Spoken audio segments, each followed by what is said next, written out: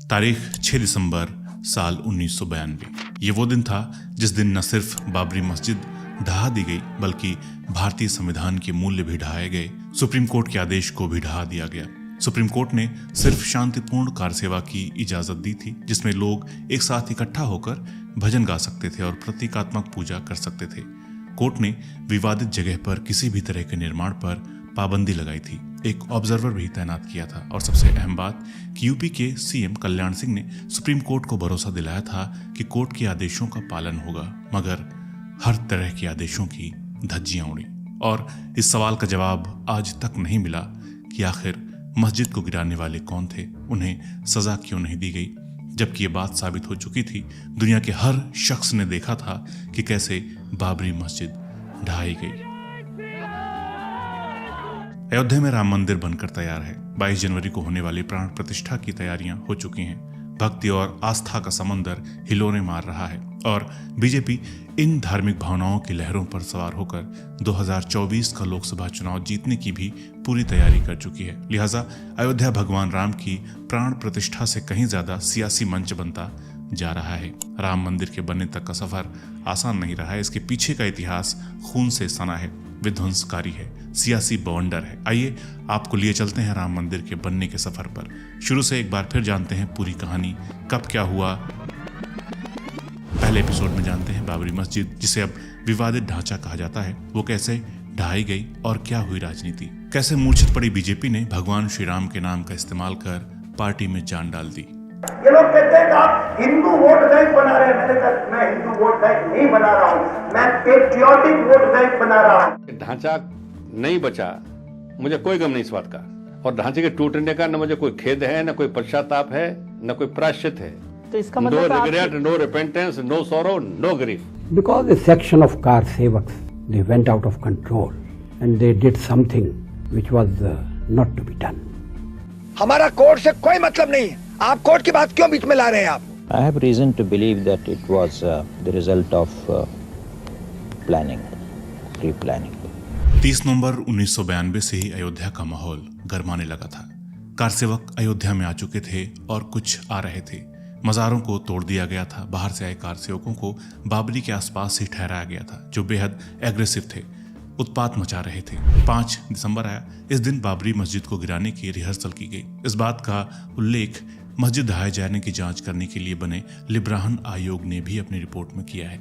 5 दिसंबर तक किसी को इस बात का एहसास तक नहीं होने दिया गया कि 6 दिसंबर को कोई बड़ा विध्वंस होने वाला है।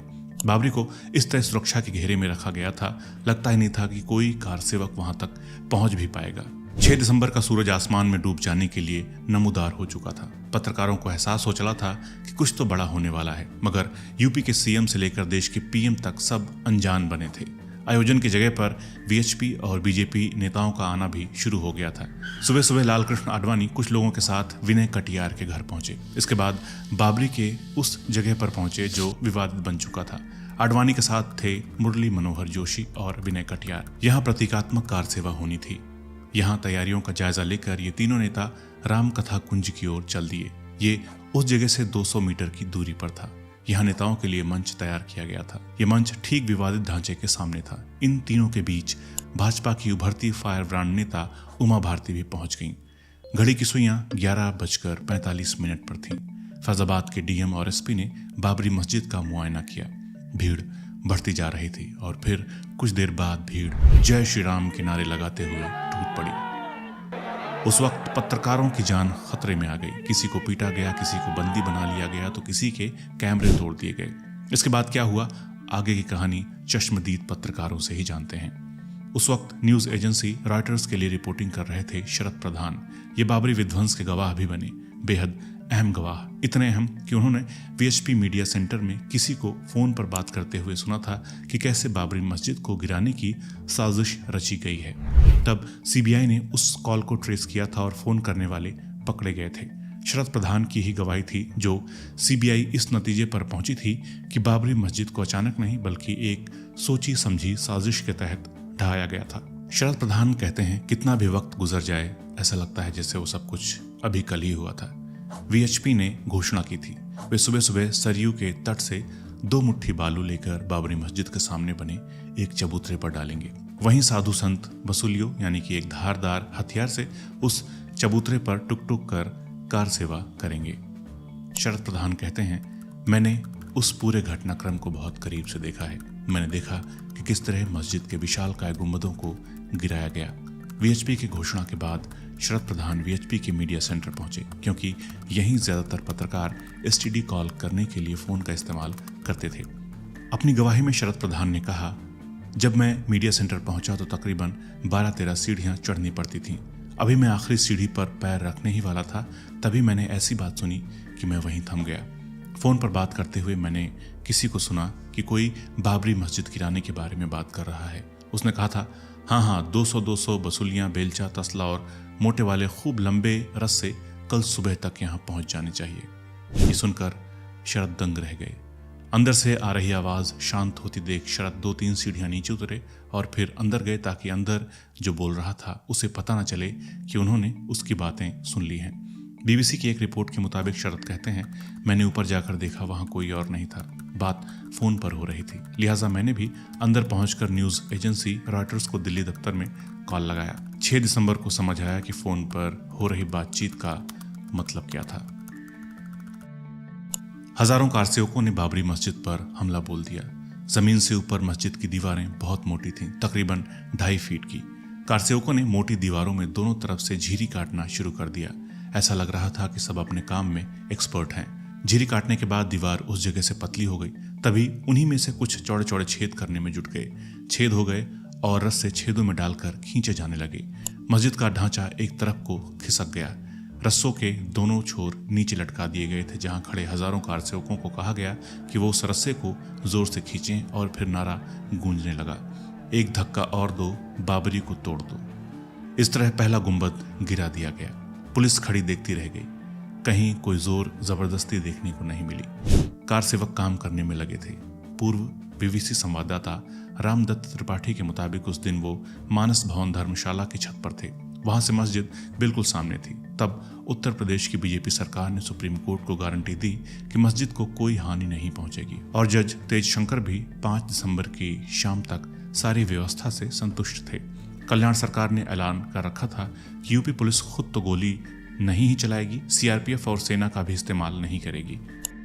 मैंने अधिकारियों से साफ कह दिया था कि जो करना हो सो उपाय योजना कीजिए ढांचे की सुरक्षा के लिए, क्योंकि हमने वादा किया है। लेकिन एक मैंने कह दिया था, मैंने कहा लाखों कार से वो मौजूद हैं, उन पर गोली नहीं चलेगी, ये मेरा आदेश था। और इसमें अधिकारियों का कोई कसूर नहीं है। अधिकारियों ने तो मेरे आदेश का पालन किया कि गोली नहीं चलेगी। क्यों? कि गोली अगर मैं चलवा देता तो हजारों लोग मारे जाते, स्टैम्पीड में मारे जाते, गोली से मारे जाते। इससे कारसेवकों का मनोबल 7वें आसमान पर था। उनके जुबान पर नारा था, अभी नहीं तो कभी नहीं। करीब 11 बजे भाजपा के बड़े नेता कार सेवा स्थल पर आए, तभी अफरा तफरी अचानक शुरू हो गई। सिर पर पीली पट्टी बांधे संघ स्वयंसेवकों ने लाठियां भांजी। जय श्री राम के नारे गूंजने लगे। मस्जिद पर हमला बोल दिया गया। राम कथा कुंज की छत पर बने मंच से भाजपा और संघ के बड़े नेताओं की अपीलों का कारसेवकों पर कोई असर नहीं हुआ। इस बीच कुछ कारसेवकों ने टेलीफोन तार तोड़ दिए और पत्रकारों को फोटो खींचने से मना करने लगे। पत्रकार डरे हुए थे। मस्जिद ढहाई जा रही थी। पुलिस हथियार डाले खड़ी देखती रह गई और मस्जिद ढहा दी गई, मस्जिद गिरा दी गई, मस्जिद शहीद कर दी गई। बीबीसी के पत्रकार माकटली उस इमारत में थे जहां यह समारोह होने वाला था। वहां पर केसरिया पट्टी बांधे बहुत सारे लोग थे। उन्होंने रिपोर्ट किया था, हमने उन्हें पुलिस बैरियर तोड़ते देखा। पुलिस उनको बिल्कुल भी रोकती हुई नजर नहीं आई। भीड़ बढ़ती जा रही थी। वे प्रेस वालों को भी पीट रहे थे, कैमरे तोड़ दे रहे थे। मैं खबर को लंदन पहुंचाने के लिए फैजाबाद पहुंचा। वहां एक डाकघर में पब्लिक फोन बूथ था। वहां से मैंने लंदन फोन किया और कहा वे मस्जिद को गिरा रहे हैं, पुलिस भाग गई है, हालात पूरी तरह से कंट्रोल से बाहर हो चुके हैं। इसके बाद मैं फिर से अयोध्या जाना चाहता था। कुछ पत्रकारों के साथ वो कार में बैठकर मस्जिद के बिल्कुल पास से गुजर रहे थे। तभी कारसेवकों ने घेर लिया। वे मुझ पर चिल्लाने लगे। फिर उन सब ने मुझे त्रिशूल से मारने की बात की। वो चर्चा करने लगे मुझे पीटा जाए या नहीं। कुछ पीटना चाहते थे मगर कुछ ने कहा नहीं, ये फेमस है, इसे पीटना ठीक नहीं होगा। आखिर में उन्होंने हमें मंदिर के धर्मशाला वाले हिस्से में ले जाकर एक कमरे में बंद कर दिया। बाकी पत्रकारों को जाने के लिए कहा क्योंकि वो मेरी पहले की रिपोर्टिंग से गुस्सा थे। मगर साथी पत्रकार छोड़कर नहीं गए तो उन्हें भी मेरे साथ ही कैदी बना लिया। फिर वहां एसडीएम रैंक का अधिकारी आया और उसने सुना कि हम कैद हैं तो उसने हमें मंदिर के महंत से कहकर निकलवाया। तब हमें सीआरपीएफ की लॉरी में बैठाकर बाहर निकाला गया। बाबरी विध्वंस के दौरान जो हुआ वो जानने के बाद तो उसमें साजिश होने पर कोई शक ही नहीं रह जाता। पत्रकारों ने रिपोर्ट किया है कि वहां मंच से लाउडस्पीकर के जरिए घोषणा की जा रही थी, ये ढांचा अब गिरने वाला है, आप सब जो इस ढांचे के ऊपर चढ़े हुए हैं कृपया अपनी सुरक्षा के लिए नीचे उतर आइए। इधर तो गुंबद गिराए जा रहे थे और एक मंच पर खड़े बीजेपी और वीएचपी नेता उन्हें गिरता देख रहे थे। अब जरा आप मेरे साथ उत्तर प्रदेश के सीएम हाउस में चलिए ताकि पता चले उस वक्त सीएम कल्याण सिंह क्या कर रहे थे। उत्तर प्रदेश के पूर्व मंत्री बालेश्वर त्यागी ने बाबरी के संदर्भ में एक किताब लिखी है, नाम है जो याद रहा। इसमें बालेश्वर त्यागी लिखते हैं, 6 दिसंबर की सुबह मैं मुख्यमंत्री आवास कालिदास मार्ग पहुंचा। पता नहीं क्यों मुझे लखनऊ की सड़कों पर रौनक नहीं दिख रही थी उस दिन। जैसे ही मुख्यमंत्री आवास पहुंचा, स्वास्थ्य मंत्री सूर्य प्रकाश शाही भी वहां आ गए। आवास के अधिकारी लॉन में खड़े धूप सेंक रहे थे। हम मुख्यमंत्री जी के बारे में पूछते कि तब तक कल्याण सिंह कुर्ते की आस्तीन ठीक करते हुए निकले और कहा, अभी थोड़ी देर में आ रहा हूं, और पोर्च में खड़ी गाड़ी में बैठकर चले गए। हमने अधिकारियों से पूछा कि वो कहाँ गए। पता चला पर्सनल कैपेसिटी में मिला आवास देखने गए हैं। मेरे मुंह से तभी निकला, अब शकुन हो गया है, मुख्यमंत्री अपने लिए वैकल्पिक आवास देखने गए हैं, क्या कालिदास मार्ग वाला आवास छोड़ना पड़ेगा। थोड़ी देर बाद मुख्यमंत्री लौटे। उन्होंने पूछा, क्या खाओगे? ऑमलेट मंगवाते हैं। मैंने कहा कि मैं ऑमलेट नहीं खाता, मेरे लिए काजू मंगवा लो। 2 ऑमलेट, काजू, 3 कॉफी का ऑर्डर देकर बात कर ही रहे थे कि राजेंद्र गुप्ता और लालजी टंडन आ गए। राजेंद्र जी को खबर मिली थी कि कुछ कारसेवक गुंबद पर चढ़ गए हैं। ये सुनकर अयोध्या के कंट्रोल रूम में एसडीएम से संपर्क किया गया। उसने कहा कि अफवाह है, लेकिन बाकी सूत्रों से तोड़फोड़ की खबरें आने लगी। बालेश्वर त्यागी के मुताबिक मंत्री लोग सीएम हाउस पर पहुंचने लगे थे और दूसरी तरफ दिल्ली से आने वाले फोन ने शोर मचाना शुरू कर दिया था। अटल जी के 3 फोन आए, केंद्रीय गृह मंत्री का फोन आया, प्रधानमंत्री नरसिम्हा राव का भी फोन आया। दोपहर 2 बजे के आसपास तत्कालीन डीजीपी एसवीएम त्रिपाठी आए और अयोध्या जाने के लिए हवाई जहाज मांगा। मुख्यमंत्री ने कहा कि आप हवाई जहाज ले जा सकते हैं, लेकिन वहां के हालात को लेकर जैसी खबरें आ रही हैं, मुझे नहीं लगता कि आप प्रभावी कार्रवाई कर पाएंगे। मेरा सुझाव है कि यहीं से आदेश जारी करें। इस बीच गृह सचिव आ गए, शायद मुख्य सचिव भी। अब इस पर विमर्श शुरू हो गया कि क्या कार्रवाई होनी चाहिए। सबकी राय सुनकर कल्याण सिंह ने कहा कि गोली किसी भी कीमत पर नहीं चलेगी। भीड़ को कंट्रोल करने के लिए बाकी जो भी कार्रवाई जरूरी है की जाए। मुख्यमंत्री ने कहा कि मेरे फैसले से आप लोगों को बाद में परेशानी का सामना न करना पड़े, इसलिए आदेश लिखित में ले लीजिए। गृह सचिव फाइल लेकर आए और कल्याण सिंह ने उस पर अपने हाथ से आदेश लिखा। ढांचे का विध्वंस निश्चित जानकर संतोष का भाव बढ़ने लगा। अयोध्या में मौजूद अधिकारियों की मनोदशा भी ऐसी थी कि पता नहीं गिरफ्तार होंगे या बर्खास्त, लेकिन ढांचे के विध्वंस का संतोष है। पहला गुंबद गिरने की खबर आई, दूसरा गुंबद गिरा।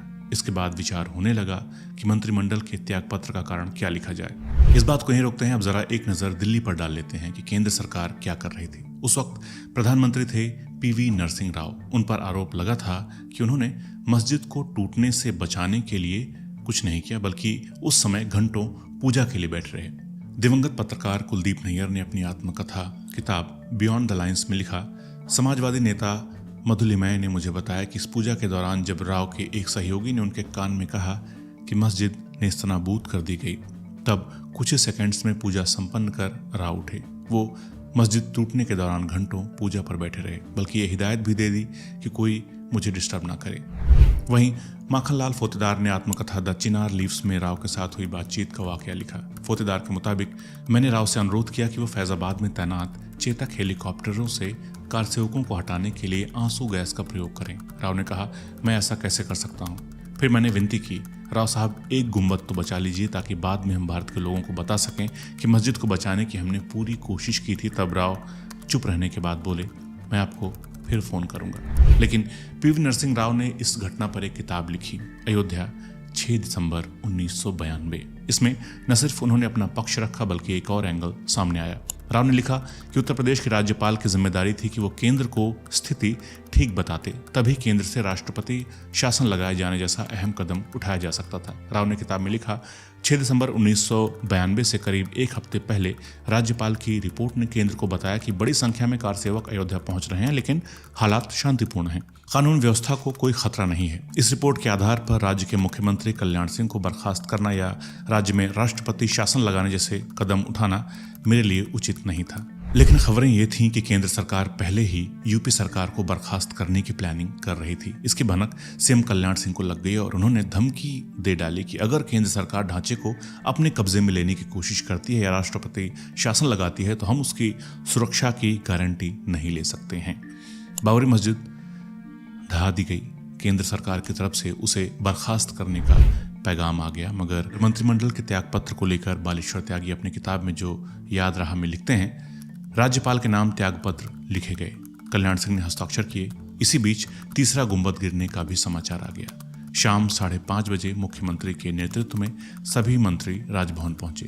राज्यपाल महोदय को इस्तीफा सौंपा गया। उन्होंने पूछा ये कैसे हो गया। बाहर पत्रकारों ने पूछा कि राज्यपाल से क्या बात हुई। कल्याण सिंह बगैर कोई जवाब दिए गाड़ी में बैठकर मुख्यमंत्री आवास की ओर चल दिए। बाद में अखबारों में छपा कि कल्याण सिंह सरकार को बर्खास्त कर दिया गया है, बाबरी को गिरा दिया गया। कल्याण सिंह की बीजेपी सरकार भी चली गई, मगर बीजेपी ने जो बीज उस वक्त बोया था वो इस तरह से उपजा कि आज उसकी फसल लहला रही है और उसी फसल को अब बीजेपी साल 2024 में काटने की तैयारी कर रही है। विकास के मुद्दे पर मात खाई बीजेपी के लिए अब राम मंदिर ही खाद पानी है और प्राण प्रतिष्ठा की तैयारी चल रही है। कवि सुरेंद्र शर्मा ने क्या शानदार बात कही कि जिसने हमें प्राण डाले उसकी प्राण प्रतिष्ठा हो रही है। जिसने हमारे में प्राण डाले उसके प्राणों की प्रतिष्ठा हम कर रहे हैं। तो इस एपिसोड में हमने समझा कि किस तरह सरकार, शासन और प्रशासन की कमी की वजह से बाबरी मस्जिद गिराई गई।